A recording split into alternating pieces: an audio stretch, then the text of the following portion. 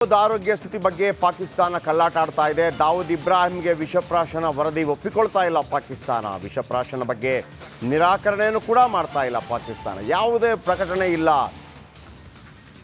East West ಏರ್ಲೈನ್ಸ್ಗೆ ಸಂಬಂಧಪಟ್ಟವರ ಜೊತೆ ಸಂಪರ್ಕ. ಏರ್ಲೈನ್ಸ್ನ MD ತಕಿಯುದ್ದೀನ್ Abdul Waheed ಅನೇಕ ವಿಚಾರಗಳು. ವಿಷಪ್ರಾಶನದ ಬಗ್ಗೆ ನಿರಾಕರಣೆಯನ್ನು ಕೂಡ ಮಾಡ್ತಾ ಇಲ್ಲ. ಈಸ್ಟ್ ವೆಸ್ಟ್ ಏರ್ಲೈನ್ಸ್ಗೆ ಸಂಬಂಧಪಟ್ಟವರ ಜೊತೆ ಸಂಪರ್ಕ ಇದೆ. ಇನ್ನು 1995 ನವೆಂಬರ್ 13ರಂದು ಕೊಲೆಯಾಗಿದ್ದರೂ ಕೂಡ ಪ್ರಕರಣ ಬಗೆಹರಿದಿರಲಿಲ್ಲ. ದಾವೂದ್ನ ಆಪ್ತ ಸಹಚರ ಎಜಾಜ್ ಲಖಡವಾಲಾ ಇದರ ರೂವಾರಿಯಾಗಿದ್ದ.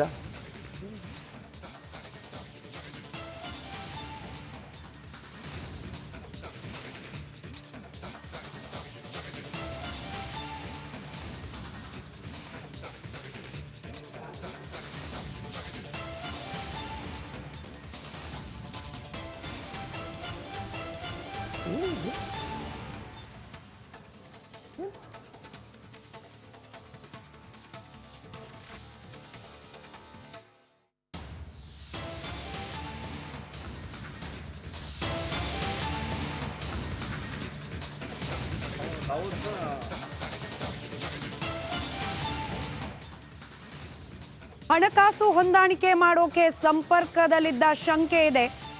ಹಣಕಾಸು ಹೊಂದಾಣಿಕೆ ಮಾಡ್ತಾ ಇದ್ದ ದಾವೂದ್ ಯಾಕಾಗಿ ಹಣ ಸಂಗ್ರಹಿಸುತ್ತಿದ್ದ ಅನ್ನೋ ಮಾಹಿತಿ ಇನ್ನೂ ಕೂಡ ಅಸ್ಪಷ್ಟ. 1993ರ ಮುಂಬೈ ಸರಣಿ ಸ್ಫೋಟದ ಏರ್ಲೈನ್ಸ್ ಇದಕ್ಕೂ ಹಾಗೆ ಸರಣಿ ಸ್ಫೋಟಕ್ಕೂ ನಂಟಿದೆ. ಕೃತ್ಯಕ್ಕೆ ಹಣಕಾಸನ್ನ ಹೊಂದಾಣಿಕೆ ಮಾಡ್ತಿದ್ದ ಆರೋಪ ಈಸ್ಟ್ ವೆಸ್ಟ್ ಏರ್ಲೈನ್ಸ್. ಸುಮಾರು 4 ವರ್ಷ ಕಾರ್ಯಾಚರಣೆಯನ್ನ ಮಾಡಲಾಗಿದೆ.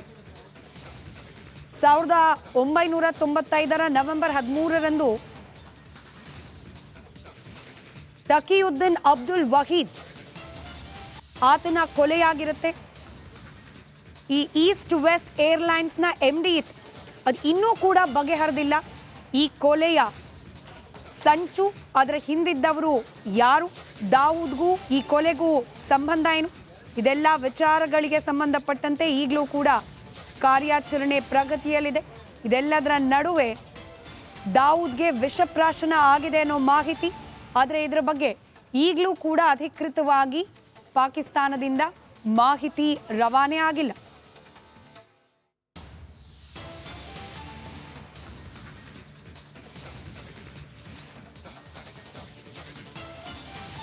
ದಾವೂದ್ಗೆ ವಿಷಪ್ರಾಶನ ವಿಚಾರಕ್ಕೆ ಸಂಬಂಧಪಟ್ಟಂತೆ ಪಾಕ್ ಮಾಧ್ಯಮಗಳಲ್ಲಿ ವರದಿಯಾಗ್ತಾ ಇದೆ. ಕರಾಚಿ ಆಸ್ಪತ್ರೆಯಲ್ಲಿ ದಾವೂದ್ಗೆ ಚಿಕಿತ್ಸೆ ಕೊಡಿಸಲಾಗ್ತಾ ಇದೆ ಅನ್ನೋ ಮಾಹಿತಿ. ಪಾಕಿಸ್ತಾನದ ಸೋಷಿಯಲ್ ಮೀಡಿಯಾಗಳಲ್ಲೂ ಕೂಡ ಈ ಬಗ್ಗೆ ಮಾಹಿತಿ ಹರಿದಾಡ್ತಾ ಇದೆ. ಈ ಕುರಿತು ಪಾಕಿಸ್ತಾನದ ಪತ್ರಕರ್ತರು ಪೋಸ್ಟ್ ಕೂಡ ಮಾಡಿದ್ದಾರೆ. ಆದರೆ ಇವರಿಗೆ ಯಾವುದೇ ರೀತಿಯ ಅಧಿಕೃತ ಹೇಳಿಕೆ ಪಾಕಿಸ್ತಾನದ ಕಡೆಯಿಂದ ಹೊರಬಂದಿಲ್ಲ.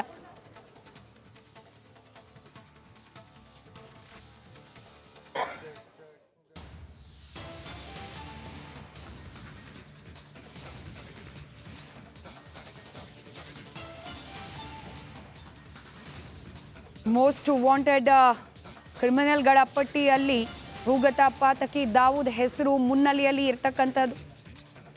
ವಿಷಪ್ರಾಶನ ಆಗಿದೆ, ಆಗಿಲ್ಲ, ಈ ಬಗ್ಗೆ ಚರ್ಚೆಗಳು ನಡೀತಲೇ ಇದೆ. ಅಧಿಕೃತವಾಗಿ ಮಾಹಿತಿಯನ್ನು ನೀಡಬೇಕಾಗಿರೋದು ಪಾಕಿಸ್ತಾನ ಸರ್ಕಾರ. ಯಾಕಂತಂದರೆ ಕರಾಚಿ ಆಸ್ಪತ್ರೆಯಲ್ಲಿ ದಾಖಲಾಗಿ ಚಿಕಿತ್ಸೆಯನ್ನು ಪಡ್ಕೊಳ್ತಿದ್ದಾನೆ ದಾವೂದ್ ಅನ್ನೋ ಮಾಹಿತಿ. ಹೀಗಾಗಿ ಇದನ್ನು ಅಧಿಕೃತಗೊಳಿಸಬೇಕಾಗಿರೋದು ಪಾಕಿಸ್ತಾನ ಸರ್ಕಾರ. ಆದರೆ ಇದುವರೆಗೂ ಕೂಡ ಯಾವುದೇ ರೀತಿಯ ಅಧಿಕೃತ ಮಾಹಿತಿ ಬಂದಿಲ್ಲ. ಮತ್ತೊಂದು ಕಡೆ ಯಾವುದೇ ರೀತಿ ವಿಷಪ್ರಾಶನ ಆಗಿಲ್ಲ ಅಂತ ಹೇಳಿ ರಿಪಬ್ಲಿಕ್ ನೆಟ್ವರ್ಕ್ಗೆ ದಾವೂದ್ನ ಸಂಬಂಧಿಕರು ಮಾಹಿತಿಯನ್ನು ನೀಡ್ತಿದ್ದಾರೆ. ವಿಷಪ್ರಾಶನ ಅನ್ನೋ ಸುದ್ದಿ ಸರಿಯಲ್ಲ, ಈ ಸುದ್ದಿ ಹೇಗೆ ಬಂತು, ಎಲ್ಲಿಂದ ಬಂತು, ಮೂಲ ಏನು, ಇದ್ಯಾವುದೂ ಕೂಡ ನಮಗೆ ಗೊತ್ತಿಲ್ಲ ಅಂತ ಹೇಳಿ ದಾವೂದ್ ಇಬ್ರಾಹಿಂನ ಸಂಬಂಧಿಕರು ರಿಪಬ್ಲಿಕ್ ನೆಟ್ವರ್ಕ್ಗೆ ಪ್ರತಿಕ್ರಿಯೆಯನ್ನ ನೀಡಿದ್ದಾರೆ. ಒಂದು ಕಡೆ ಪಾಕಿಸ್ತಾನದ ಮಾಧ್ಯಮದಲ್ಲಿ, ಸೋಷಿಯಲ್ ಮೀಡಿಯಾದಲ್ಲಿ ದಾವೂದ್ ಇಬ್ರಾಹಿಂಗೆ ವಿಷಪ್ರಾಶನ ಆಗಿದೆ, ಆತ ಕರಾಚಿ ಆಸ್ಪತ್ರೆಯಲ್ಲಿ ಚಿಕಿತ್ಸೆಯನ್ನು ಪಡ್ಕೊಳ್ತಿದ್ದಾನೆ ಅನ್ನೋದು. ಮತ್ತೊಂದು ಕಡೆಯಲ್ಲಿ ದಾವೂದ್ನ ಸಂಬಂಧಿಕರೇ ಯಾವುದೇ ರೀತಿಯಲ್ಲೂ ವಿಷಪ್ರಾಶನ ಆಗಿಲ್ಲ, ಈ ಸುದ್ದಿ ಸರಿಯಲ್ಲ, ಹೇಗೆ ಹುಟ್ಕೊಳ್ತು ಈ ಸುದ್ದಿ, ಇದ್ರ ಬಗ್ಗೆ ನಮಗೆ ಮಾಹಿತಿ ಇಲ್ಲ ಅಂತ ಹೇಳಿ ರಿಪಬ್ಲಿಕ್ ನೆಟ್ವರ್ಕ್ಗೆ ದಾವೂದ್ನ ಸಂಬಂಧಿಕರು ಮಾಹಿತಿಯನ್ನು ನೀಡ್ತಿದ್ದಾರೆ. ಹೀಗಾಗಿ ಈಗಲೂ ಕೂಡ ಗೊಂದಲ. ದಾವೂದ್ ಇಬ್ರಾಹಿಂನ ಆರೋಗ್ಯ ಸ್ಥಿತಿ ಗತಿ ಯಾವ ರೀತಿ ಇದೆ, ನಿಜಕ್ಕೂ ಕೂಡ ಆತ ಆಸ್ಪತ್ರೆಗೆ ದಾಖಲಾಗಿದ್ದಾನಾ ಇಲ್ವಾ? ಅನೇಕ ಬಾರಿ ದಾವೂದ್ನ ಕುರಿತಂತೆಯೇ ಆತನ ಆರೋಗ್ಯ ಸ್ಥಿತಿಗತಿ ಹಾಗೆ ಆತ ಸಾವನ್ನೇ ಅಪ್ಪಿಟ್ಟಿದ್ದಾನೆ ಅನ್ನೋ ರೀತಿಯ ವದಂತಿಗಳು ಕೂಡ ಹಿಂದೆ ಅನೇಕ ಬಾರಿ ಹರಿದಾಡಿದ್ದನ್ನು ನಾವು ಗಮನಿಸಿದ್ವಿ. ಈಗಲೂ ಕೂಡ ಅಂಥದ್ದೇ ವದಂತಿ ಅಷ್ಟೇನಾ ಇದು, ಅಥವಾ ನಿಜಕ್ಕೂ ಕೂಡ ವಿಷಪ್ರಾಶನ ಆಗಿದೆಯಾ ಅನುಮಾನ.